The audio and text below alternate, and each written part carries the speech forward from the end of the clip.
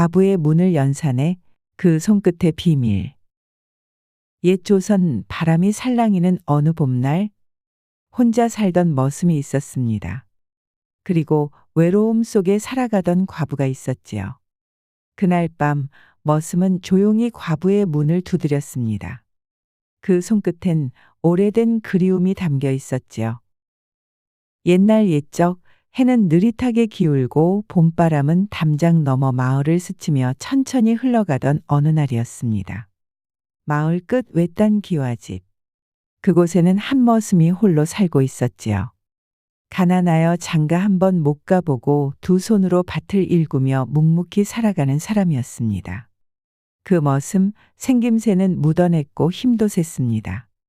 어느 해 여름 머슴은 주인집 소를 잃어버린 일이 있었습니다.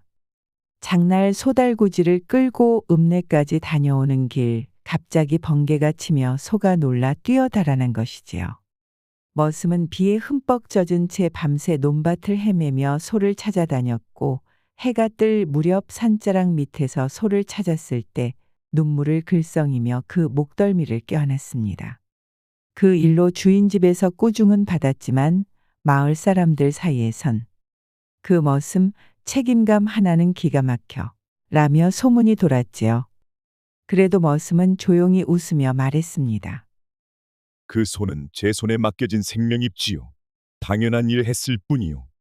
그렇게 머슴은 이름보단 머슴이로 불렸지만 마을 어기지게질 하나에도 늘 성실함이 배어 있었습니다. 하지만 가진 게 없어 시집갈 처녀들 눈에도 잘 들지 않았지요. 그렇게 그는 이웃도 벗도 없이 살았습니다. 날마다 같은 시간에 눈을 뜨고 같은 길을 걷고 같은 밥을 먹으며 하루를 보냈습니다. 마치 계절처럼 일정하고 강물처럼 조용한 삶이었지요. 해가 뜨기도 전 머슴은 아궁이에 장작을 넣고 불을 지폈습니다. 솥에 물을 올리고 장독대 뚜껑을 여닫은 뒤 닭장 앞에 서서 조용히 말했습니다. 고요하던 밤은 갔으니 이제 일어나거라. 꼿꼿해. 그의 하루는 한치 어긋남 없이 흘렀습니다. 우물에서 물을 깃고 텃밭 고랑을 일구고 해질 무렵이면 삐걱대는 쟁기를 벗기고 나서 서늘한 바람 속에 기지개를 켜곤 했지요. 때로는 멀리 산밑 밖까지 짐을 나르기도 하고 감나무에 올라 열매를 따기도 했습니다. 하지만 늘 혼자였습니다. 밥은 뚝배기에 말아 허겁지겁 퍼먹고 말동무는 닭이나 고양이뿐이었습니다. 해질 무렵이면 마당 끝 평상에 걸터 앉아 풀벌레 소리를 들으며 고개를 기울였습니다. 참, 이놈의 세상. 내 말 들어주는 건 짐승뿐이구먼. 20살 즈음엔 마음에 두었던 동네 처녀가 있었습니다. 한 번은 용기 내어 감을 따다 건넸지만 돌아오는 건 비웃음 섞인 말뿐이었지요. 머슴이 감은 또 어디서 땄대요?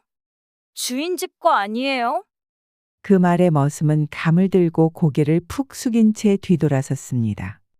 그 후로는 사람 눈을 잘 마주치지 않았고 말수도 줄어들었습니다. 그렇게 머슴은 점점 더 고요한 사람으로 변해갔습니다. 말을 삼키고 감정을 묻고 손끝에 감정을 담아 살아가는 사람이 된 것이지요. 그런 어느 날이었습니다. 머슴은 며칠째 과부의 집 근처를 맴돌고 있었습니다. 일부러 그 앞길을 지나가기도 하고 마당에서 삽질을 하며 기웃거리기도 했지요. 가슴 한켠에선 괜한 짓이다 싶으면서도 자꾸만 그 집 굴뚝에서 피어나는 연기가 눈에 밟혔습니다. 전날 밤 머슴은 혼잣말처럼 중얼거렸습니다. 이러다 미친놈 소리 듣겠지. 그래도 그냥 한 번쯤은. 그렇게 몇 날을 망설이다가 그는 새벽같이 일어나 일을 마치고 허리띠를 고쳐 맨 뒤 천천히 과부의 집으로 향했습니다.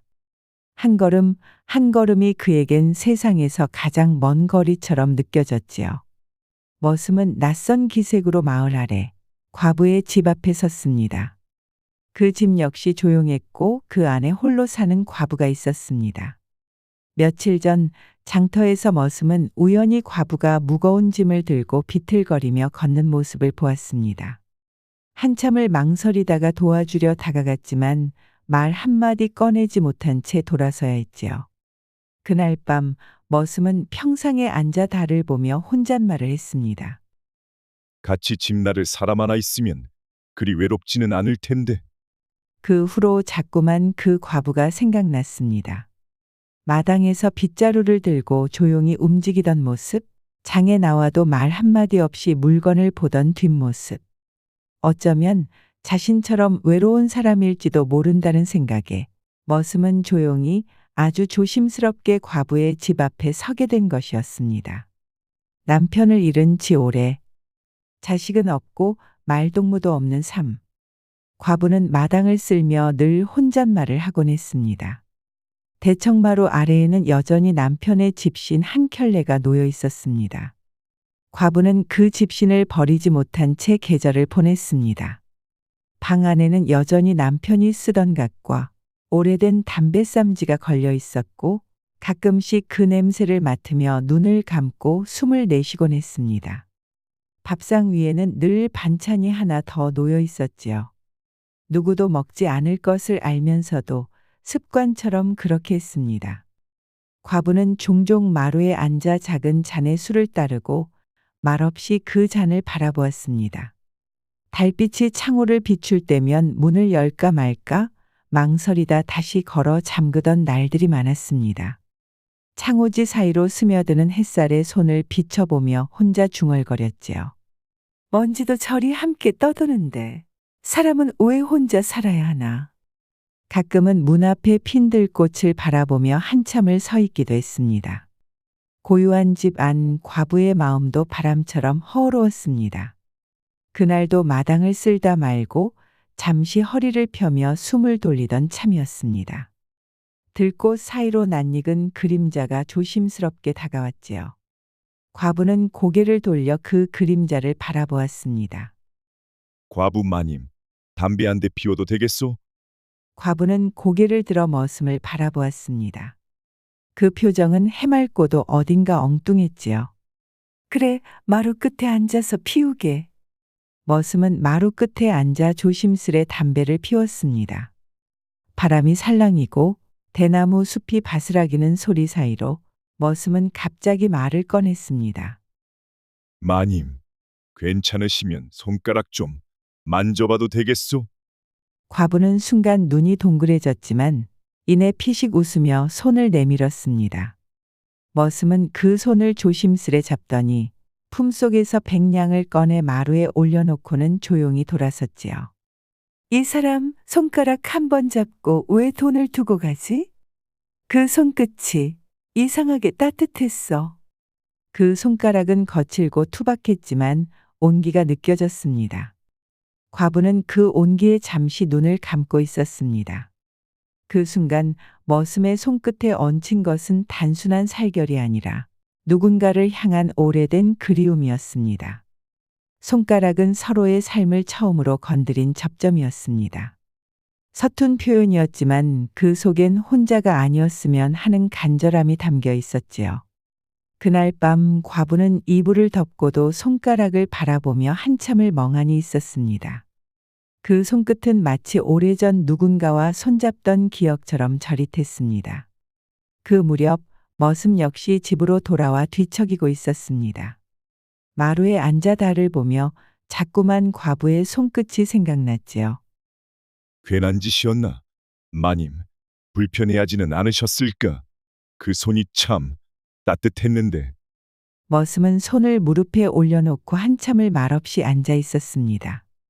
마음만 품고 지나쳤던 날들과 달리 처음으로 누군가에게 조용히 다가가고 싶다는 생각이 숨결처럼 마음 한켠에 스며들던 밤이었지요.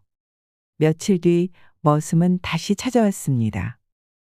이번엔 귀 한번 만져봐도 되겠소?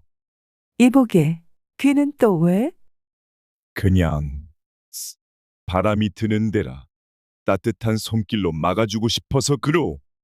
과부는 어처구니 없다는 듯 숨을 내쉬었지만 곧 고개를 끄덕였습니다. 머슴은 조심스레 귀를 만져보더니 이번에도 조용히 백냥을 내려놓고 떠났지요. 그 백냥은 아마도 머슴이 몇 해 동안 품팔이로 모은 전부였을지도 모릅니다. 하지만 머슴은 아무 말도 남기지 않았습니다. 그저 스친 손끝의 따뜻함을 값으로 매긴 듯했지요.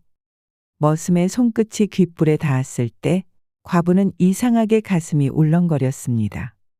바람이 귓가를 스치듯 조용한 그 손길은 말 없는 위로처럼 마음 한편을 적셨습니다. 그날 밤 과부는 귀를 가만히 감싸쥐고 잠에 들었습니다. 바람이 스며들 듯 조용한 온기가 귓가에 맴돌았지요. 며칠이 지나고 머슴은 마지막으로 과부를 찾았습니다. 마님, 마지막으로 배꼽 한번 맞춰봐도 되겠소? 배꼽은 또 무슨 소리람?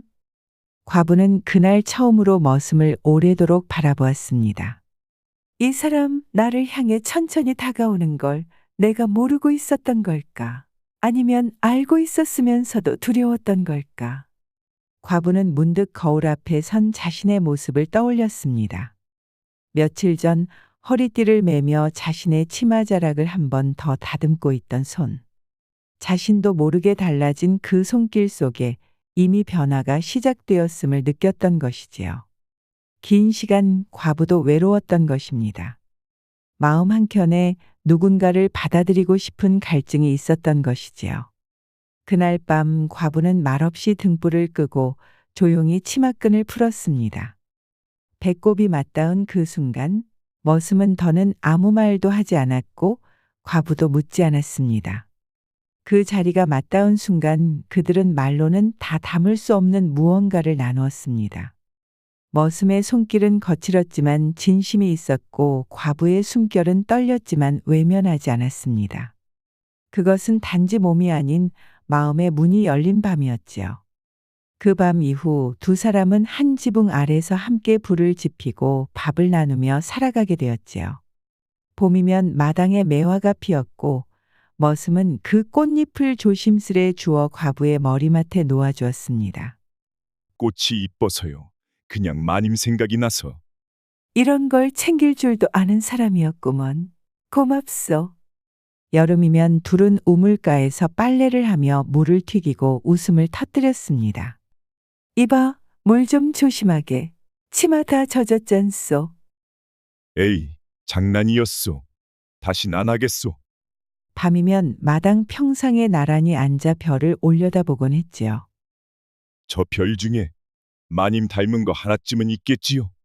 가을이면 둘은 들판으로 나가 감을 따고 밤을 줍고 과부는 찰밥을 지어 머슴을 불렀습니다. 자, 이거 내가 좀 손봤어. 찰진 거 좋아한다 했지? 마님 손맛은 참 따뜻하오. 겨울이면 장독대 옆에 군부를 피우고 과부는 손수 짠 목도리를 머슴의 목에 둘러주었습니다. 목 따뜻해야 감기 안 걸리지. 짧은 밤 길게 자두게. 이제 따뜻한 밤이요. 함께 여서. 이제는 누군가 기다리는 아침이 있고 함께 걷는 마당이 있고 눈빛이 머무는 자리에 온기가 생겼습니다.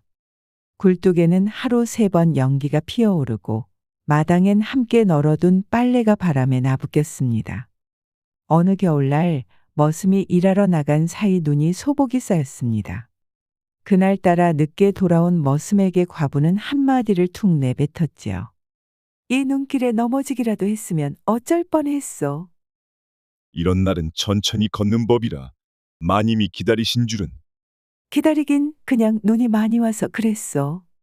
그 말 뒤엔 따뜻한 저녁 밥상이 차려져 있었습니다. 서툰 마음이지만 그 하루도 서로에게 깊이 남았지요. 때로는 나란히 앉아 조용히 물끄러미 해를 바라보고 때로는 함께 장을 보러 내려가기도 했습니다. 그들은 말없이도 서로를 알아보며 계절을 함께 살아갔습니다. 마을에서는 이런저런 말이 돌았습니다. 과부 집에 드나드는 머슴이 있다더라. 백냥씩 주고 만졌다 카더만 수작이지 뭐. 하지만 두 사람은 그 말들을 바람결처럼 흘려보냈습니다. 머슴은 장에 다녀온 짐을 조용히 내려놓고 과부는 그의 옷깃을 털어주며 말했습니다. 사람들 말은 들었소? 들은 것도 같고 아닌 것도 같소. 하지만 마님 옆에 있는 건 내 귀로도 분명히 들리오. 그리고 그들은 말없이 웃었습니다. 머슴이 꾀를 부려 과부를 꿰었다고 사람들은 말합니다. 하지만 분명한 건 그들은 각자의 빈자리를 조용히 메우며 그 해봄 함께 따뜻한 계절을 맞이했다는 사실입니다. 사람들은 머슴이 수작을 부렸다 말했지만 그들은 말없이 서로를 이해하며 계절을 살아갔습니다. 손끝에 담긴 위로로 마음의 문을 연 그날 밤부터 두 사람의 봄은 함께 시작되었습니다.